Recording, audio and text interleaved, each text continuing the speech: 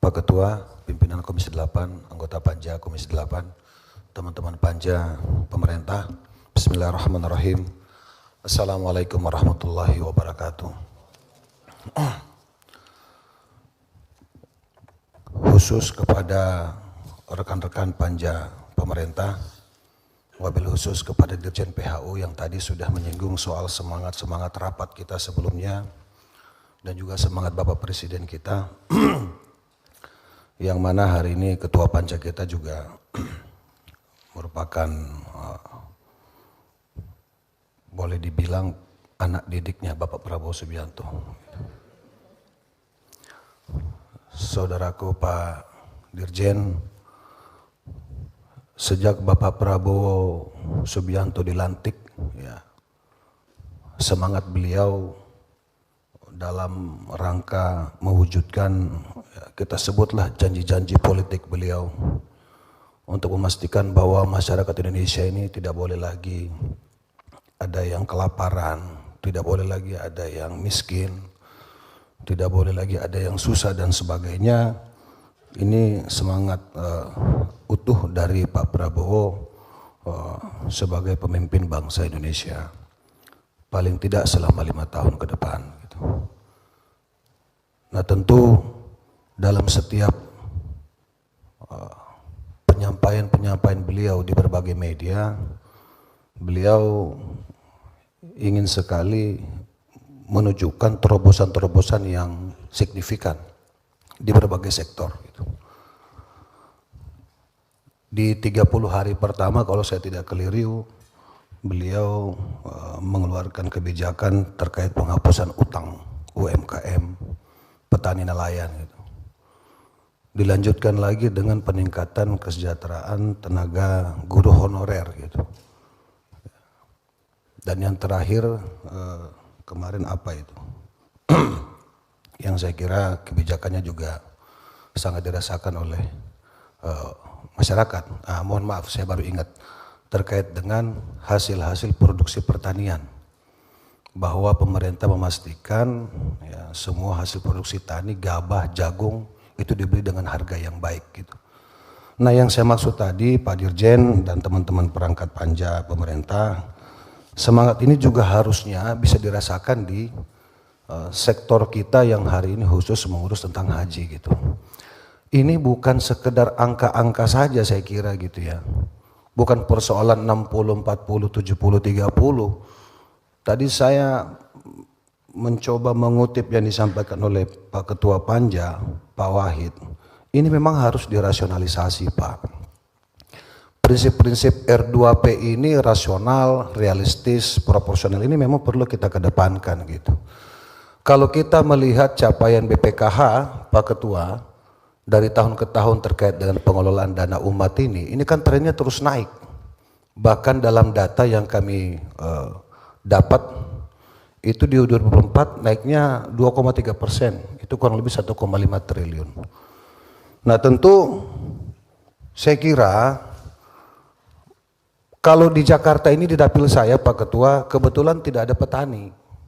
Adanya itu petugas kebersihan, pedagang pasar, gitu, buruh kasar di pelabuhan, gitu. Dan juga iya marbot ya di Jakarta Pak Dirjen. Jangan dikira mereka ini juga tidak sulit ini menabung ini Pak. Kemarin kami ingatkan lagi Pak, kami baru reses ini Pak, di Duri Kosambi Pak, itu di dalam reses mereka sampaikan, Pak Pasya kira-kira bisa bantu saya lunasin nggak ini, saya sudah harusnya berangkat ini Pak. Loh, saya agak kaget juga Pak Marwan, ini baru satu orang yang bicara itu Pak Habibin. Pak Pasha, dan kebetulan beliau ini tidak sungkan-sungkan juga. Di depan sekian banyak orang ini ditembak begitu kan kami, wah kaget juga. Hati pengen sekali Pak ngebantu lunasin itu. Satu, nah bayangkan kalau di dapil kami ini jumlahnya kan bukan satu orang saja. Gitu. Pak Pasha bisa nggak tolong bantu kami bisa dilunasin nggak? Karena kalau tidak saya tidak bisa berangkat, pilihannya cuma satu. Saya harus, pilihannya cuma dua, saya harus membayar lunas atau tidak saya mengundurkan, menunda keberangkatan itu gitu. Nah artinya Pak Dirjen, tadi yang disampaikan oleh Pak Ahmad itu luar biasa Pak. Saya ini sebenarnya tinggal melanjutkan saja ya, bahwa yang disampaikan oleh Pak Ahmad, Pak Hasan Basri, Ibu Seli, Pak Husni terutama gitu. Memang ini jangan sampai masyarakat kemudian sudah dibuai dengan statement Pak Menteri, Pak Wakil Menteri. Sangat positif loh Pak Dirjen. Semua orang WA saya mau WA Pak Dirjen, takutnya Pak Dirjen ini sibuk gitu. Ya, mau nanya ini benar apa enggak, karena kami harus menjawab. Gitu loh. Kalau urusan ini kan beda sama urusan main golf Pak. Kalau main golf itu besok hari ini bagus, besok bisa rusak gitu. Nah kalau statement pemerintah begini ini kan apalagi seorang jabatan menteri wakil menteri ini kan punya nilai tanggung jawab gitu di saat memberikan statement kepada masyarakat. Nah kami inilah yang kebetulan berada di garis-garis rakyat ini yang pasti mendapatkan itu tadi Pak, masyarakat ini mengejar kepada kita ini sebenarnya seperti apa. Nah faktanya setelah kita rapat kemarin, nah informasi ini kan sudah tersebar lagi Pak ke publik. Bahwa angkanya seperti ini, Nah tentu saya kira Pak Dirjen dan teman-teman semuanya, panja pemerintah, ini penting Pak. Kalaupun ternyata memang nanti misalnya Pak harus tersesuaikan dengan apa yang menjadi usulan panja pemerintah gitu, usulan Kementerian Agama, mohon maaf Pak. Salah satu hal yang perlu diperhatikan sama teman-teman dari PHU ini Pak, kurangnya informasi. Ya, dan juga transparansi, akuntabilitas publik Pak. Masyarakat ini pintu masuknya itu selalu ke kami ini Pak. Saya kemarin sampaikan kepada Pak Menteri Agama, kami nggak tahu dampaknya ke Kementerian Agama, tapi ke kami ini luar biasa. Dan kebetulan responnya sangat positif. Nah jangan sampai kemudian setelah rapat-rapat ini tidak ada yang berubah Pak. Gitu loh. Harapan mereka tetap di angka yang terjangkau ya, tentu dengan Pak Menteri Agama menyampaikan agar supaya tidak mengurangi nilai pelayanan selama di sana gitu Pak.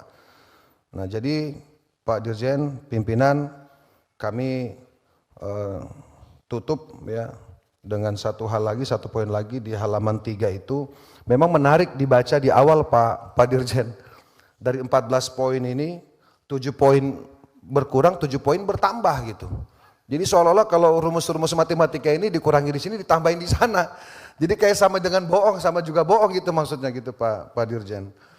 Nah mungkin ya kalau bahasanya Pak Marwan kemarin itu, ya kami ini nggak pinter-pinter amat lah, tapi kalau soal matematika begini kami paham juga begitu kira-kira. Gitu kan. Ini lucu memang, seolah-olah turun di beberapa poin, tapi naik signifikan di beberapa poin lainnya gitu. Terutama tadi masalah biaya penerbangan. Jadi pesan kami Pak, salam hormat dari dapil kami Pak Dirjen. Mohon para petugas kebersihan, ya, pedagang pasar, buru-buru kasar ini Pak, ya, yang tukang angkut-angkut barang naik kapal turun kapal ini Pak yang kemarin kami temui ini setidaknya bisa terbantu dengan kebijakan-kebijakan pemerintah khususnya terkait dengan pelaksanaan ibadah haji atau biaya penyelenggaraan ibadah haji ini Pak.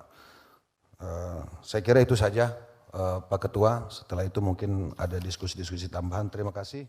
Download Tribun X sekarang, menghadirkan lokal menjadi Indonesia.